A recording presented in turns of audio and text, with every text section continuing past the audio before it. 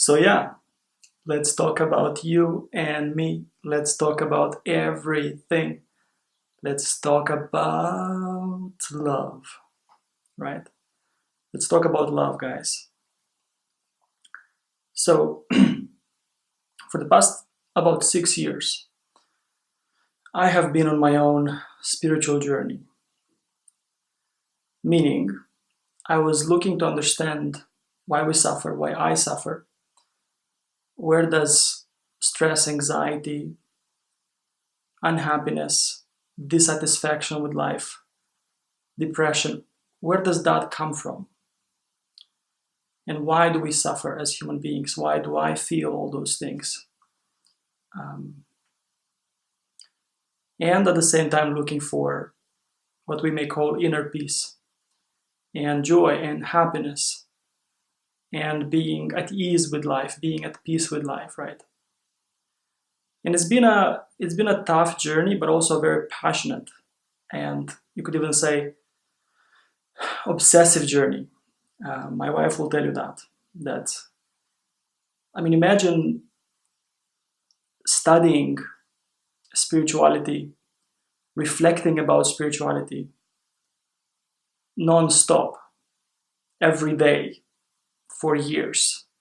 This being the only interesting thing in my life, the only thing that I care about, that I'm passionate about. Uh, about 12 years ago, at that time, relationships was the topic that I was so obsessed and passionate about because that was my problem at the time. I wanted to understand how love works, how romantic relationships work. So it took me a few years, 4 or 5 years to figure that out. And then I started teaching, being a coach, a relationship guide for men to help them understand how to approach relationships properly without fear, without insecurity, without codependence, and actually be secure, be relaxed, and therefore be attractive. So when that journey of figuring out relationships ended, and I started teaching others about how to have great relationships, that's when actually about 6 years ago, my own journey of spiritual seeking began as well. I was done with one area of my life and I was beginning a new area of my life, meaning spirituality and understanding how does this work. And I remember I went to a retreat, so I didn't know anything about spirituality. I was just browsing YouTube and I saw this introduction talk by a guy, a Norwegian guy by the name of Rune Hevang. So he's a spiritual teacher, a really great spiritual teacher that was giving talks and retreats and events here in Romania. Right now I'm in Romania. And I was so intrigued by his 1 hour talk that I was like, what is this guy talking about? He was saying that you're not your mind, you're not your thoughts, you're not your feelings, you're not your body. You are actually something much deeper than that. You are consciousness itself. And that intrigued me. I didn't know anything about it, but I was intrigued. At the time, I was just in the beginning of my coaching career, if you want to say, my relationship coaching career, about 6 years ago. So I went to this, he was giving 2-day events. He was giving 1 evening, 2-3 hour talks. But I was like, I need to understand this. So I went straight into the mountains at one of his events. We were super high above the clouds, some beautiful hotel in Brasov, one of the cities in Romania, for 7 days. So 7 days, I went to this retreat with this guy, surrounded by 50 other people. I was 22 or something, 22 or 23. And around me were all these people who were above 40, 50. So I'm 40s and 50s. I think there were 1 or 2 more people who were in their 20s and some of them who were in their 30s.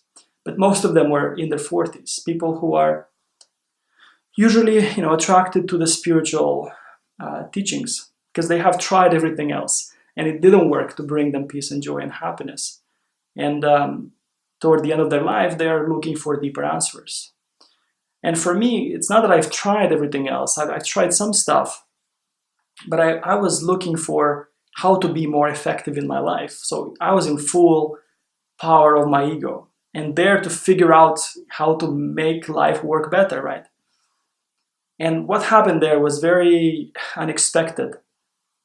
For those 7 days, I was going like on a roller coaster.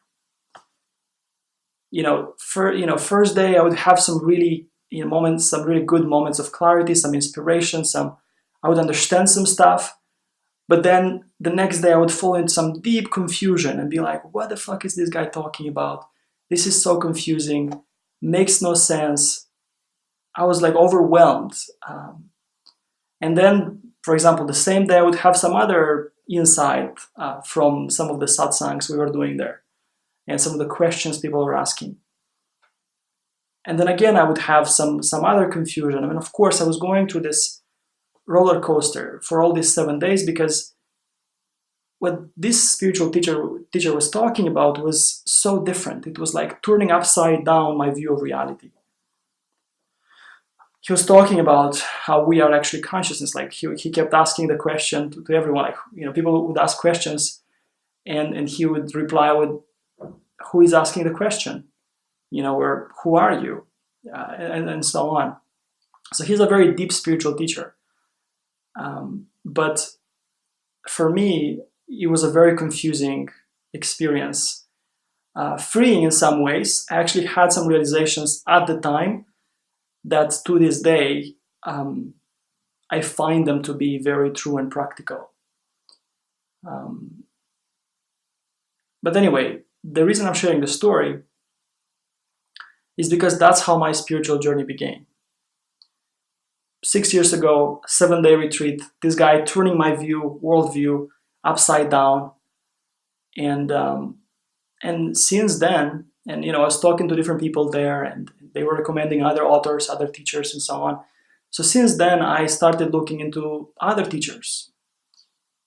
And I was surprised because teacher after teacher, book after book, spiritual book after spiritual book, they would say the same thing. And I started to kind of catch on and be like, wow, like if everything is said, if everyone is saying the same thing, there must be some truth to this stuff. It's a universal thing that they are describing. It's not that they are trying to teach you something. They're just people who have arrived at a certain clarity of how life works, the reality of existence. And they are just sharing, describing that reality in the way that they feel like doing so, in the way that they know best, right? So that's why each teacher would have their own approach, but they would all actually speak about the same thing. So after studying a few teachers for the next few years, it made sense that this is what it is. It's not just some people teaching their own theories. It's more like people arriving at a certain level of clarity and then describing that clarity, which is why the descriptions were so similar. This whole field, where all these teachers were kind of coming from, was non-duality. So non-duality. Basically, the idea that the world is non-dual. There's no two things, there's just one thing. So teachers describing the nature of life as non-dual, as it's all one. So there's one spirit, one consciousness, expressing itself as many different forms. But each form is actually the expression of the same thing. So, going through this journey over the last 6 years, I have had my own moments of clarity, my own awakenings, some huge revelations, and being a reflective guy myself, it's one of my talents, one of my passions to figure things out, to understand, to simplify, to structure understanding, and then to help others assimilate it in a much easier and faster way. That's what I was doing with relationships. Once I figured that area for myself,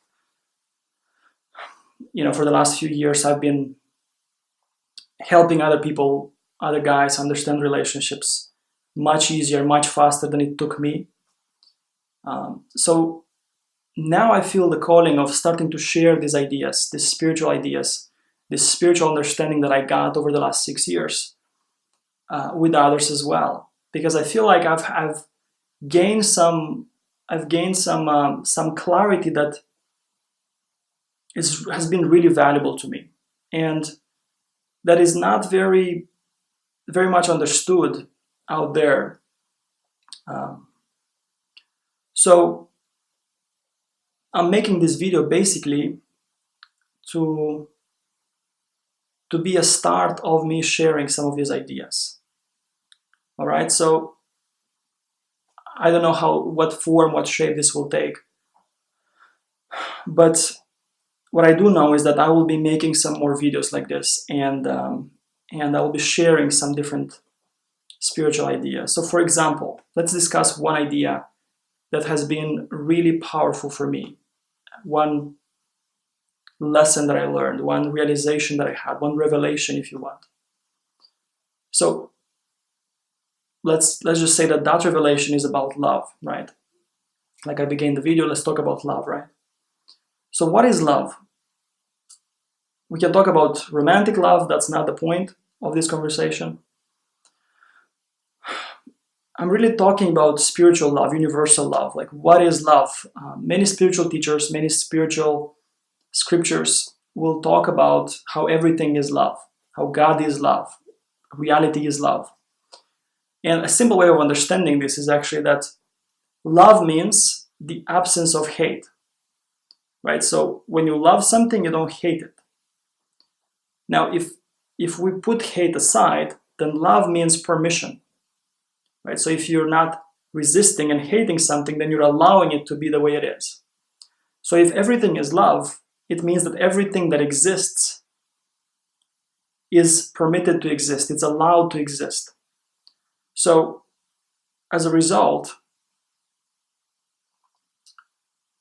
if everything is love, then everything is okay, is adequate. So all that is adequate.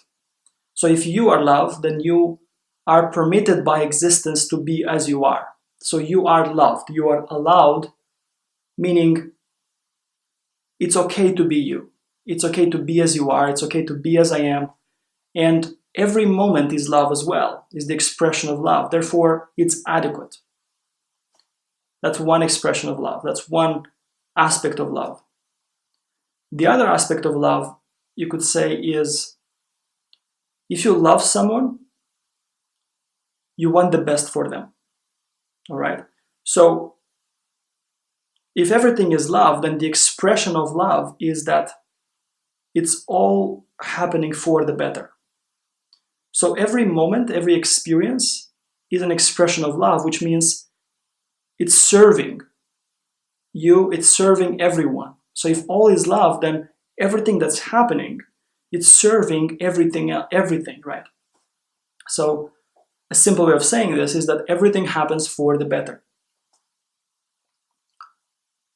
So if we start to understand these two aspects of love, how many, if we go deeper into spirituality, we will learn and we will see that, everything is made out of one thing, which is consciousness, which is this pure source that plays as all these forms. And many different teachers will talk about it in different ways, right? So the nature of consciousness, you could say, that is love. And if everything is made out of consciousness and therefore love, then everything is adequate and everything is beneficial.